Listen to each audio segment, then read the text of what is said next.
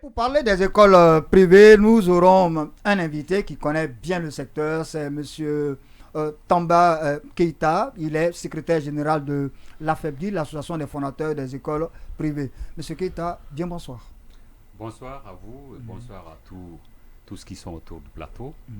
Je vous remercie pour l'invitation et je vous encourage aussi pour cette mission qui est noble. Parler de l'éducation, c'est une œuvre très utile. Donc, je vous remercie. Alors, Monsieur Keita, bienvenue et bien merci d'avoir répondu à notre invitation. Nous allons effectivement parler de cette lettre ouverte des fondateurs des établissements privés. Cette lettre ouverte s'adressait à Monsieur le ministre de l'Enseignement préuniversitaire et de l'Alphabétisation, Monsieur Guillaume Awing. Dans cette lettre ouverte, vous ne sembliez pas content du tout, et bien pas content du tout de Monsieur le ministre. Qu'est-ce que vous lui reprochez? Nous ne sommes pas contents du ministère. Du ministère dans l'ensemble, parce que le ministre a un cabinet autour de lui. Il a des conseillers qui sont à même de lui dire qu'est-ce qu'il faut faire et qui doivent le soutenir dans toutes ses initiatives. Donc, nous n'avons pas de problème avec le ministre en personne. Nous avons un problème avec le ministère. Je tiens à le préciser. Donc, ce n'est pas une querelle de personne, mais vous avez parlé de malentendus quelque part dans cette lettre ouverte. Voilà, donc, Monsieur Alpha, je crois que vous avez des questions, à poser. Oui, effectivement. Voilà. Ma question va se focaliser sur cette lettre ouverte que vous avez adressée. Parce que le ministre d'abord vous a adressé un courrier et vous aussi vous avez répondu à ce courrier. Jusqu'à date, où on en est par rapport à la réponse du ministère et du ministre en fait, parce que c'est celui qui vous a adressé le courrier. Si j'ai bonne souvenance, nous n'avons pas reçu un courrier. Nous avons par exemple sur un point évoqué dans notre lettre ouverte, vu au même moment que vous sur les médias, dans les journaux, une lettre nous interpellant à payer le 9e mois aux enseignants. Et nous pensons qu'en tant que partenaire, ce qu'il fallait faire, s'il y a une information de ce genre, c'est de nous inviter autour de la table, discuter avec nous et voir ensemble qu'est-ce qu'il faut trouver comme solution. Et voir aussi s'il y a réellement un problème. S'il y a un problème, si ce n'est pas du buzz, parce que nous sommes en Guinée, nous sommes à l'heure du digital. Monsieur Tamba, oui, Monsieur Baldé, vous avez une question pour Monsieur Tamba? Oui, encore, je vais juste demander à Monsieur Tamba. Tout à l'heure là. Mais je pense qu'il y a un élément qu'on abordait. Oui, parce qu'il a été interrompu, on va continuer là-dessus. Okay, voilà, Monsieur Keita, vous parliez d'absence de dialogue entre le ministère et les établissements privés. Oui, nous avons toujours demandé la mise en place d'un cadre de concertation, ce qui n'a jamais été fait. Et d'ailleurs, vous le savez, la direction nationale de l'enseignement privé avait été simplement supprimée, effectivement.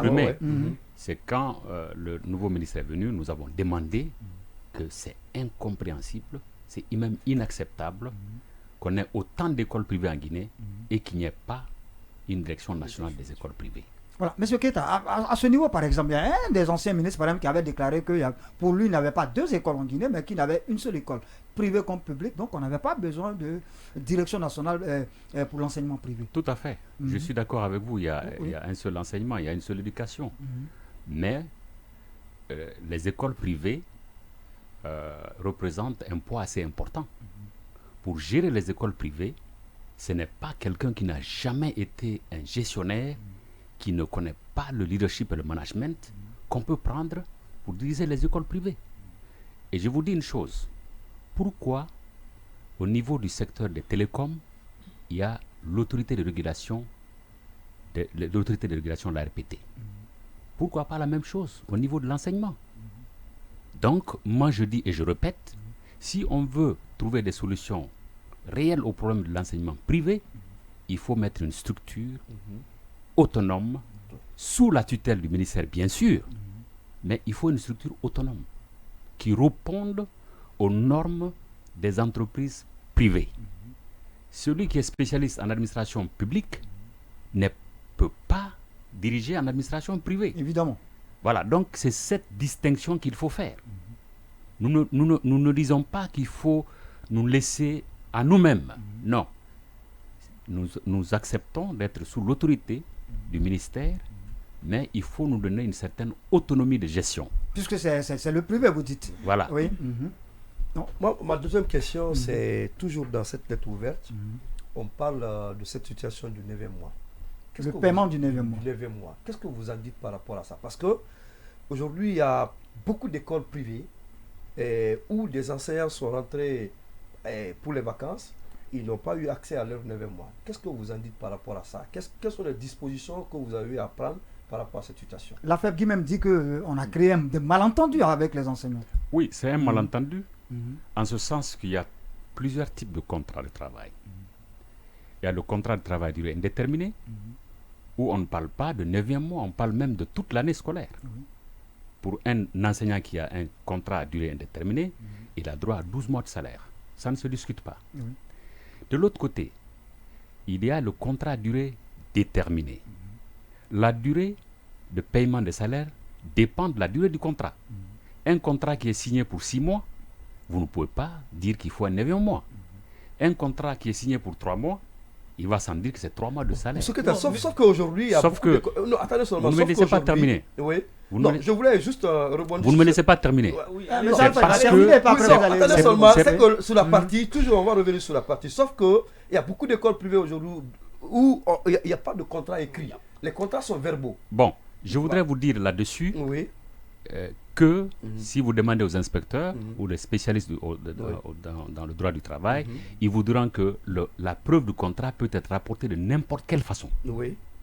Qu'il soit écrit, qu'il ne soit pas écrit, les preuves du contrat, une fois qu'un enseignant a un emploi du temps, c'est la preuve du contrat. Voilà. Une fois qu'un enseignant perçoit les salaires régulièrement, c'est la preuve du contrat. Une fois qu'il est présent dans les salles de classe, c'est la preuve du contrat. Les élèves peuvent même témoigner qu'il a un contrat. Donc, dire que le contrat est écrit ou le contrat n'est pas écrit, ce n'est pas un débat en droit du travail. La preuve du contrat peut être rapportée de n'importe quelle façon. Je vous prie. Voilà, M. Keita, avant que vous nous posiez votre question là, la preuve du contrat peut être rapportée de n'importe quelle manière. Vous les avez cités. C'est dit comme ça textuellement dans le code du travail. C'est pas moi qui le dis. Voilà, donc moi, ce que j'aimerais... Ça ne parle pas de la durée du contrat. Voilà, du type de contrat en fait. Est-ce un CDI? Est-ce un CDD? Voilà. Et je vous dis aussi, je vous mets à l'aise, Cheikh. Je vous mets tout à fait à l'aise. Quand un contrat n'est pas écrit, il est oral, il est réputé être à durée indéterminée. Voilà. C'est ça que les spécialistes disent. C'est ça. Voilà. Il n'y a pas de débat là-dessus. Merci pour cette information de droit. Oui, voilà. Moi, je reviens toujours sur ce 9e mois. Moi, je suis parent d'élèves, par exemple. Estimons que je ne suis pas sur ce plateau, mais que je pars à l'école et on me demande, par exemple, que je paye l'année scolaire et non les mois enseignés. On me dit que je paye le programme, n'est-ce pas? Cet enseignant qui donne ce programme-là, dans ma tête, il doit avoir tous les 9 mois, par exemple, que moi j'ai payé pour mon enfant. Qu'est-ce que en fait, quelle lecture vous faites de cela? Parce que moi, je ne me retrouve pas dans cette situation. Voilà, c'est très simple, Madame Kadiatou. Il y a ce débat-là toujours. Combien de mois on doit payer? L'année scolaire passée, nous avons commencé des cours le 21 octobre. Les parents disent, je ne paye pas le mois d'octobre parce que les cours ont commencé vers la fin du mois. De l'autre côté, les examens ont eu lieu au mois de juin. Tout le mois de juin a été consacré aux examens. Donc il y a eu combien de mois de cours? 7 mois. 7 mois. Et nous, fondateurs d'écoles privées, nous sommes confrontés au paiement régulier des frais de scolarité. Les parents ne payent pas. Il suffit qu'il y ait 2 mois, 2 semaines, une semaine de perturbation, même avec les perturbations politiques que nous avons connues ces 5 dernières années ou ces 10 dernières années, les parents refusent de payer. D'autres payent. Je ne comprends pas parce voilà. qu'il y a beaucoup de parents d'élèves, par exemple moi qui échange avec moi, qui me disent carrément qu'ils payent pour ceux qui payent par exemple toute l'année entière. Quand ils vont à l'école, si l'école par exemple commence, comme vous l'avez dit, à la fin du mois d'octobre, quand ils disent le mois est passé, on ne paye pas, qu'on leur rétorque que c'est le programme annuel qui est payé et non les mois ou bien les jours enseignés. Donc pour ce parent d'élève qui paye les 9 mois et que son enfant étudie 7 mois, on estime que le programme a été balisé dans ces 7 mois-là. Vous pensez que par exemple dans ce genre de situation, l'école devrait rendre alors les 2 mois aux parents ou bien l'école devrait payer le 9e mois à l'enseignant? Je vous demande de vous renseigner très bien. C'est très important quand on est journaliste, quand on est leader d'opinion. Ce que les gens disent souvent, ce n'est pas de la réalité. Les écoles que nous sommes, quand vous prenez le taux de paiement scolaire, des frais scolaires, il y a peu d'écoles qui reçoivent 100% des frais de scolarité par an. Je reconnais que des parents payent toute l'année, mais moi, je fais partie de ces parents-là. Combien comme vous paye? C'est ce qu'il faut se dire. Nous avons des années scolaires où nous ne pouvons pas mobiliser 70% des frais de scolarité. Les 30% s'en vont. Et nous avons des charges. Nous payons les salaires. Souvent, les écoles sont en location. Souvent, des écoles se sont endettées auprès des institutions financières pour construire. Il faut payer les prêts, rembourser les prêts à des échéances bien définies. Si vous n'arrivez pas à respecter, vous payez des pénalités. Donc, toutes ces questions doivent être prises en compte. C'est pourquoi je suis très heureux qu'autour de la table ici, et vous-même vous l'avez dit, qu'il faut que l'État accepte de subventionner les écoles. Oui, ça, je suis d'accord. Donc, s'il n'y a pas de subvention, on laisse... Il me semble que c'est la seule partie qui... on laisse... Non, il y a plusieurs parties qui ont retenu mon attention. Mais c'est une chose très importante. On ne peut pas demander aux écoles privées aujourd'hui, on va parler de l'harmonisation, harmoniser les prêts de scolarité, alors que l'État n'apporte aucune subvention aux écoles privées. Vous, la presse, l'État vous apporte des subventions. L'État apporte des subventions aux syndicats. Oui, mais là aussi, mais les écoles, Keita, non. Est-ce que vous êtes d'accord avec le fait que dans plusieurs écoles, nous assistons à une hausse vertigineuse des prix d'inscription à chaque fois que l'année... Même des frais d'écolage. Oui, à chaque fois qu'il y a une année scolaire qui s'annonce. Je voudrais vous demander une chose. Prenez en compte la typologie des écoles. Prenez en compte une chose très importante. Quand on parle de l'enseignement privé, il faut savoir qu'il y a ce qu'on appelle au départ la demande éducative, exprimée par les parents. Les parents expriment diverses demandes éducatives. Il y a des gens aujourd'hui, des parents aujourd'hui, qui sont capables de payer les écoles à Howard, qui sont capables de payer des écoles les plus chères à Paris. Ils souhaitent que la Guinée ait ses écoles, de ses standards, de ses qualités, ou que les écoles guinéennes sont compétitives sur le marché international, pas seulement sur le marché national. Alors donc, un parent qui a ses moyens et qui ne voudrait pas envoyer ses enfants à l'extérieur, parce qu'il faut payer les visas, il faut payer le logement, il faut payer ceci, il faut payer cela, en fin de compte, vous vous retrouvez avec pas mal, par année, pas mal de 7 000 à 10 000 $. Oui, mais quel est le pourcentage de ces parents qui ont ces moyens-là, qui peuvent se le permettre en Guinée? Je voudrais terminer. Vous ne pouvez pas empêcher ces parents aussi de demander ce qu'ils veulent. Alors, si une école offre un tel standard en Guinée, vous ne pouvez pas empêcher cette école de fixer le prix. Et que le parent qui vient librement se sente à l'aise de payer parce qu'il y a un retour sur investissement. Donc c'est ça qu'il faut comprendre. Nous, écoles, qu'est-ce que nous faisons? Nous nous adaptons aux demandes éducatives. Nous faisons des offres éducatives qui s'adaptent aux demandes éducatives des parents. Donc vous fixez la scolarité en fonction de l'enseignement, la qualité de l'enseignement que vous donnez. Vivement cela, nous avons demandé cela, ça fait près de 5-6 ans que nous demandons la mise en place d'une structure de ce genre. Une autorité de régulation de l'enseignement privé. Nous voulons ça de tout cœur.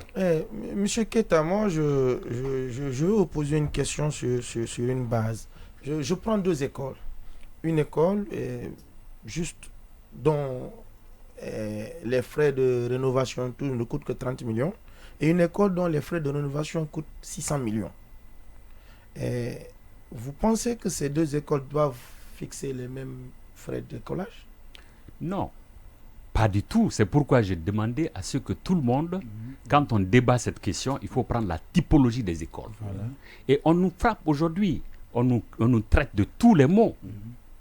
Oui, Mais parce que le ministre ne attendez. vous a pas fait cadeau. Hein. Oui, le ministre est de notre secteur. Il était dans l'enseignement privé. C'est un produit de l'enseignement privé qu'il doit accepter de le dire. Il a été directeur d'une école. Bon, d'une école privée. alors donc, plus à Deux l'école. écoles hein. donc, privées, hein. l'école Voilà, donc, d'accord, oui. donc que quand il a été nommé, nous avons applaudi. Applaudis, oui. Nous avons dit, voilà quelqu'un qui connaît le système des écoles privées. Mais malheureusement, le langage qui tient aujourd'hui, je le respecte. Oui. C'est un homme d'État. Mais j'aurais voulu qu'il nous appelle, il discute avec nous, il ait un dialogue franc, ouvert avec nous. Et quand il vient, il est fort aussi de nos préoccupations.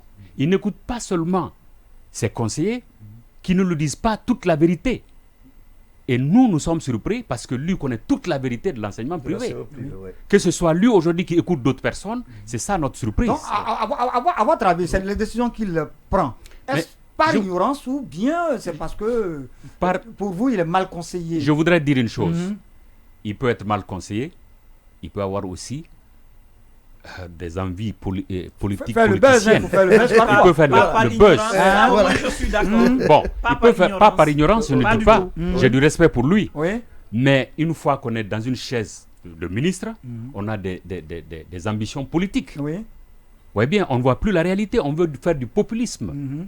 Mais ce populisme-là, quand on dit qu'on veut faire, Cheikh a posé la question, une école qui a investi des milliards dans les infrastructures, une école qui a des salles, qui a des Des salles climatisées. des salles climatisées, Ouais. Oui. qui a des toilettes pour des- chaque salle de classe, Ouais. qui a un laboratoire, qui a Des une salles salle de numériques lecture, même, qui a une bibliothèque, bibliothèque. qui a un terrain de sport, Oui. qui chaque année renouvelle la peinture de l'école. On ne peut pas demander à cette école de payer les mêmes tarifs qu'une école qui n'a pas tout ça et il n'a même pas de clôture. C'est à l'air libre, École boutique. école boutique, où par exemple, il y a les effectifs sont pléthoriques, Pléthorique, ouais. alors que dans cette autre école dont je parle en première position, il y a des effectifs limités, 16 à 20 maximum. Vous voyez ça? Donc il y a des parents qui veulent envoyer les enfants aujourd'hui dans des structures scolaires de ce genre. De ce genre, oui, Bodou Baldé. Oui, d'accord. Monsieur Keita, moi, la question que j'aimerais réellement vous poser, c'est concernant ces frais de réinscription. Je ne peux pas comprendre comment est-ce qu'un élève, par exemple, puisse faire une année dans une école, que ce même élève la paye l'inscription, que ce même élève revienne l'année suivante et qu'on demande les frais de réinscription. Ces frais de réinscription-là servent à quoi? Je dois vous dire que c'est une pratique internationale. C'est pratiqué dans le monde entier, pas seulement en Guinée. Ok. Ça, c'est votre information. De l'autre côté, il y a des charges, beaucoup de charges dans la gestion d'une école. Nous payons les salaires, nous payons du matériel didactique et pour votre information, combien d'années on est resté, on nous dit que nous ne pouvons pas avoir la dotation comme les écoles publiques. Et il est écrit sur les documents aussi, les manuels scolaires, interdits à la vente. Ouais. Qu'est-ce que nous allons faire? Oui, monsieur Keita, par exemple, Mais le si ministre, par exemple, vous Si reproche. je comprends oui. alors tout ça, si je comprends alors donc tout ça retombe sur le dos des parents. Non, ce n'est pas. Je Parce vous qu'on donne- parle de parce frais que là, supplémentaires. Il y a je des vous donne frais une supplémentaires, information. par C'est exemple, qui les sont parents gérés par le alors qui ministre. doivent payer les frais des manuels, de la, je ne sais pas, de la peinture, entre autres, là, donc, de tout ce dont vous venez à peine de... Monsieur, je suis parent d'élève comme vous. Je paye ces choses-là, pas seulement en Guinée, à l'extérieur. Quand j'envoie mes enfants à l'extérieur, je paye ces choses-là. Vous avez les Et choses je dois d'abord. vous dire aussi, quand on parle de réinscription, faites attention. Voyez ce qui se trouve dans les frais d'inscription et de réinscription. Il y a des écoles où l'assurance scolaire est dedans. On ne demande pas aux parents de payer l'assurance scolaire. C'est inclus dans ces frais-là. Donc, vous allez me dire que on paye une seule fois les frais d'assurance scolaire Moi, mon et problème pour, ne se- pour ne se toute la vie. Oui. ne se situe Je pas paye une fois, je ne forcément- paye plus. D'autant Moi, plus que monsieur l'élève est Keita, capable de mon quitter une problème- école A et Mon aller à une problème ne école se B. situe Voilà. pas forcément au niveau des inscriptions et des réinscriptions. Je reviens toujours sur la hausse vertigineuse de ces prix-là. Parce que il y a des écoles dont vous avez parlé, les standings sont élevés, d'accord. Les parents qui partent dans ces standings-là savent ce qu'ils veulent. Ils ont les moyens de s'offrir ces standings-là.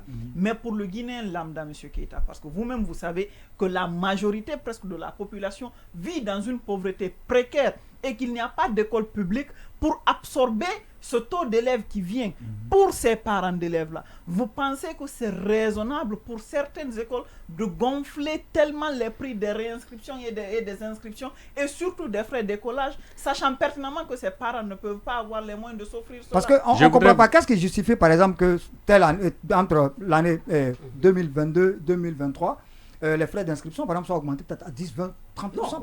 Voire même à 50%. Je voudrais vous dire que, en fait, donnez-moi un exemple d'école où les frais ont été multipliés par 50%. Il n'y en a pas. Je C'est connais, du buzz. C'est du buzz. je connais des écoles, monsieur Keita, s'il vous plaît. Laissez-moi, vous Je avez posé une connais des question, écoles où elle a posé des l'inscription et la préoccupations. réduction, Est-ce que vous pouvez c'est de me 300 laisser à lui 500 000 répondre? francs. Baldé, Au même moment, si vous posez toutes les questions, tout le monde pose des questions ensemble, je ne peux pas répondre, on Ouais, n'aura pas allons-y. un débat constructif. On est là pour avoir un débat constructif. Surtout pour s'informer. Voilà. Et je réponds à ma sœur. J'ai 2 écoles. Il y a une école qui existe depuis 1994. Renseignez-vous, les frais de scolarité n'ont jamais dépassé 2 millions. Pourquoi? Parce que à l'origine, je voudrais aider.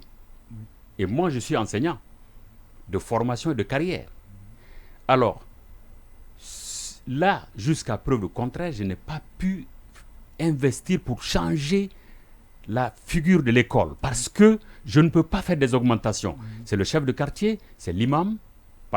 Pour votre information, mon frère avec lequel j'ai fait l'école est l'imam du quartier de Kipé.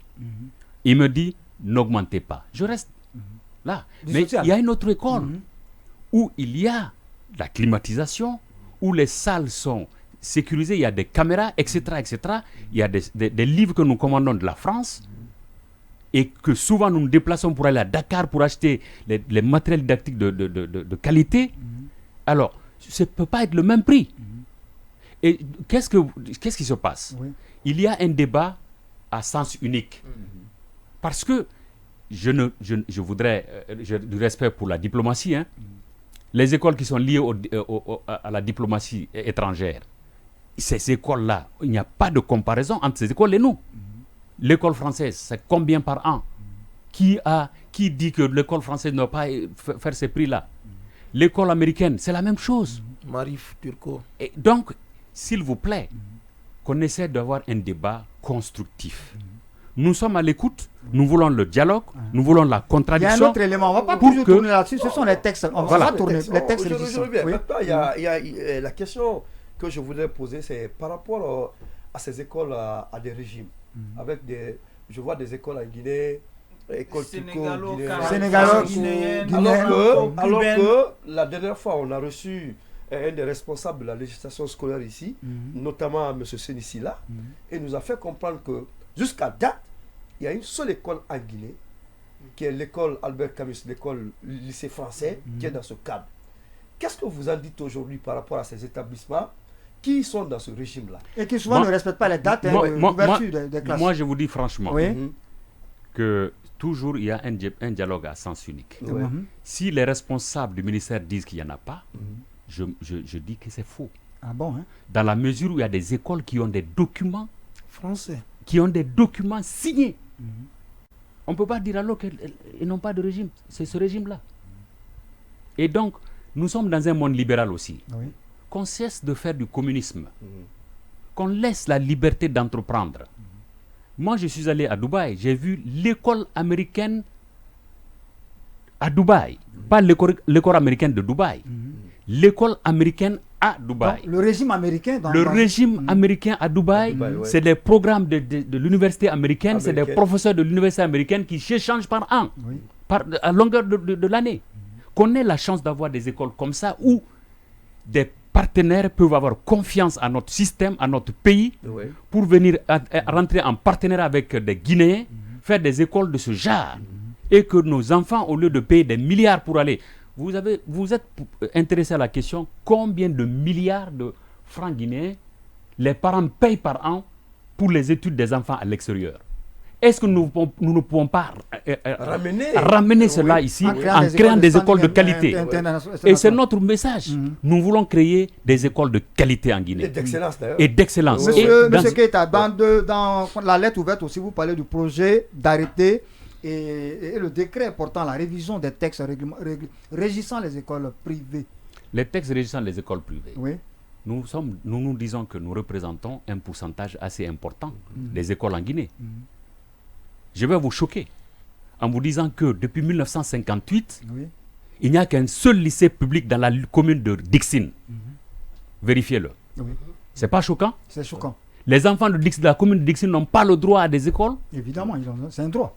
Qu'est-ce que l'État a fait depuis 1960 Eux, au moins, ils ont un pour lycée changer ça? public. Très bien. Je prends l'axe qui n'a pas du tout, Je vous de lycée remercie. public. Je vous remercie, ma sœur. Ce sont ces questions, ces préoccupations que nous devons prendre en compte. Oui. Et je vous dis encore, Revenons au s'il vous plaît, je viens à cela. Je viens à cela. Moi, je ne suis pas Je viens à cela. On va Je viens à revenir cela. sur le texte. Ouais. Oui. Je viens à cela. Mhm. Est-ce que vous savez aussi que depuis 1958, il n'y a que 2 écoles maternelles publiques en République de Guinée? Le 2 octobre et Jean-Paul II. Moi, je pensais que ça n'existait même pas. Voilà. Donc, c'est dire que Maternelle. quand... Oui, Oui, le maternelle. Oui, oui, Le préscolaire. Ouais, Et ouais. puis ça passe inaperçu. Ça passe inaperçu, Ouais. monsieur Cheikh. Parce qu'on a- Mais ce sont ces réalités-là. Vous devez nous inviter souvent à ces émissions pour qu'on puisse vous dire les réalités que nous vivons, Nous nos en préoccupations réelles. Et vous devez écouter toutes les parties. Ouais.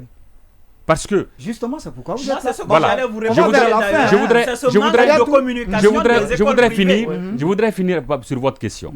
Est-ce qu'on peut réviser les textes régissant l'enseignement privé en Guinée sans associer les écoles privées? C'est pas Non, possible. c'est ça. pas possible. Ouais. Est-ce qu'on peut le faire sans associer les partenaires techniques et financiers Financiers, ouais. du secteur de l'éducation? Non. Je suis d'accord. Mais Donc ce vous n'est avez pas- été exclu dans... Nous avons été exclus, ils ont fait un semblant avant-hier, mercredi et jeudi. Maintenant, là, Ils le nous ont Ouais. invités, mais ils ont constitué 4 groupes. C'était planifié. Ouais. Constitué 4 Ils ont groupes. mis des panels. 3 groupes, nous étions représentés. Le dernier groupe, nous n'étions pas représentés. À la fin, on dit que c'est le dernier groupe où nous ne sommes pas représentés qui devait faire le rapport. Ouais. Et on a pris 30 minutes de discussion. On n'est pas d'accord, le ministre doit venir, on est pressé. Donc, on va valider. On vous a coupé Le ministre l'herbe sous les arrive, pieds. le ministre arrive, on n'a pas pris nos préoccupations en compte.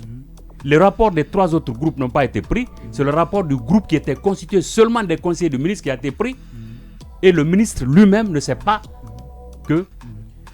Donc, monsieur Tamba, c'est c'était quoi monsieur cette Tamba, histoire-là, monsieur Tamba Keïta, secrétaire général de l'association des fondateurs des écoles privées en République de Guinée. Monsieur Tamba Keïta, merci infiniment pour les précisions.